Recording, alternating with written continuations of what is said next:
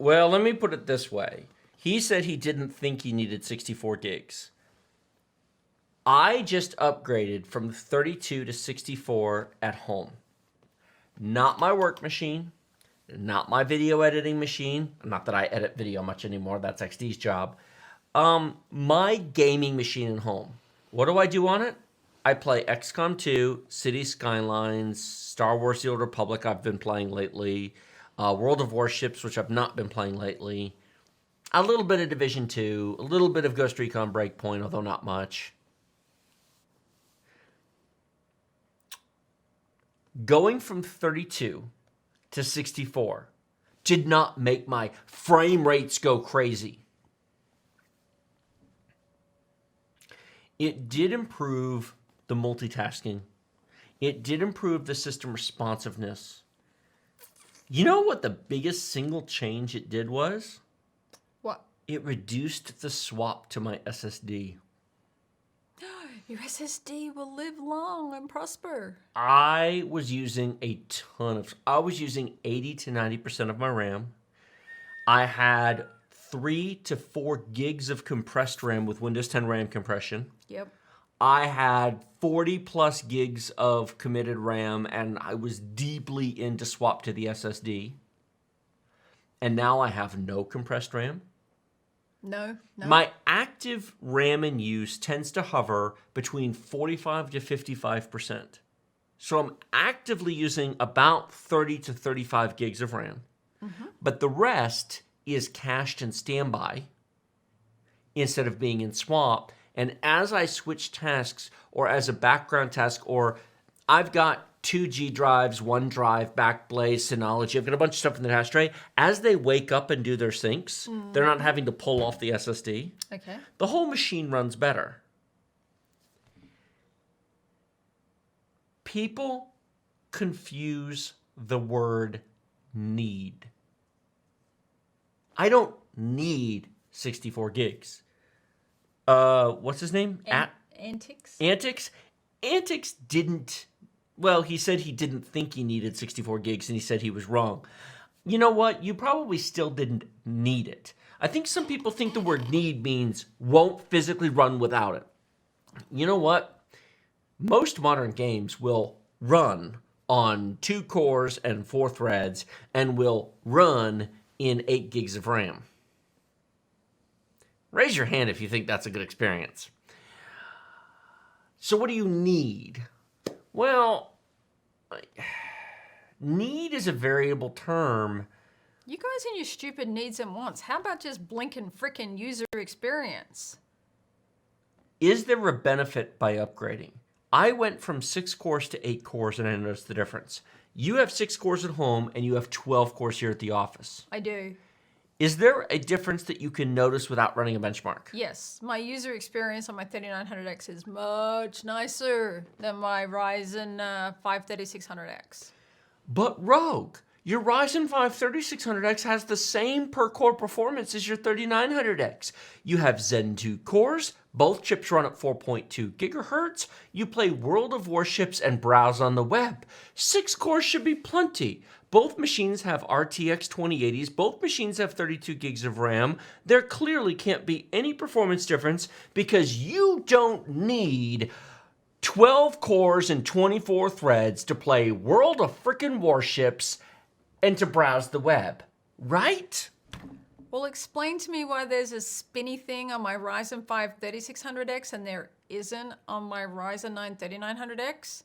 Explain to me why switching between tabs and World of Warships works so much better on the 3900X than the 3600X. Explain to me why it takes forever for the end screen scores to pop up on the 3600X but not on my 3900X. For those of you playing the home game, same graphics card, same RAM, basically the same premium NVMe DRAM cached SSD on both now that we replaced the SSD on the machine here.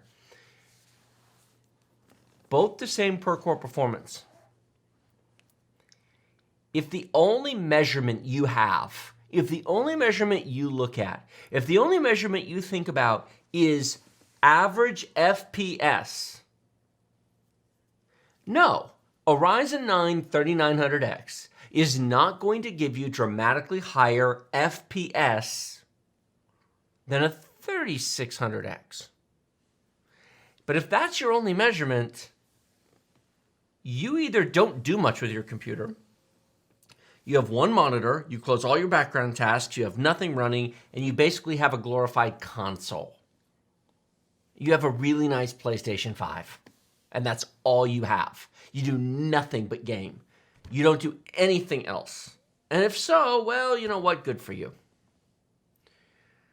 But for people who use their computer, who multitask, who actually have things besides games on their machine, who watch a video or a Twitch stream or switch, you'll like be waiting for a battle to load in World of Warships.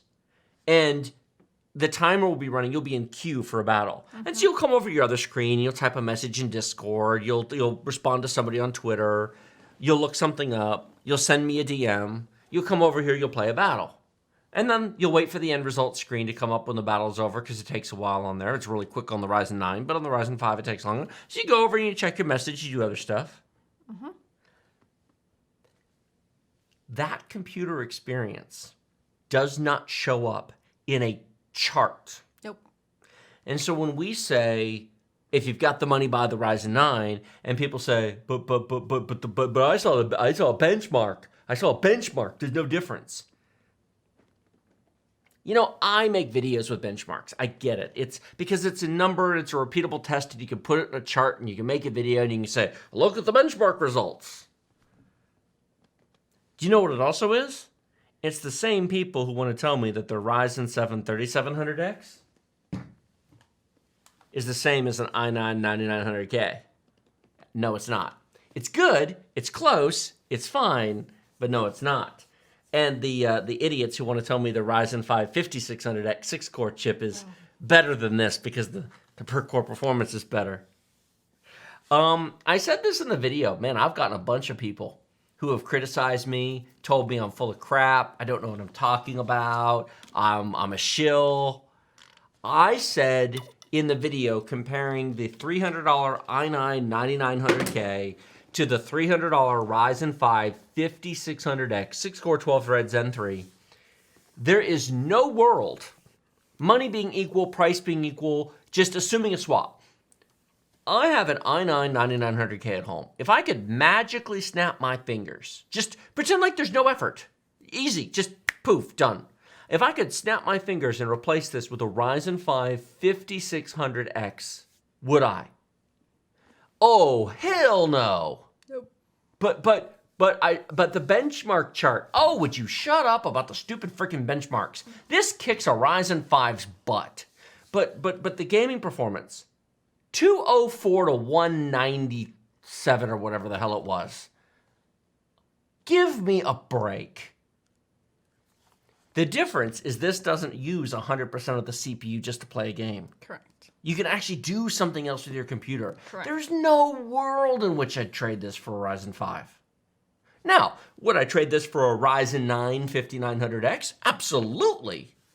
But those are $550 and they're not in stock. And this is $300 and it is in stock. So,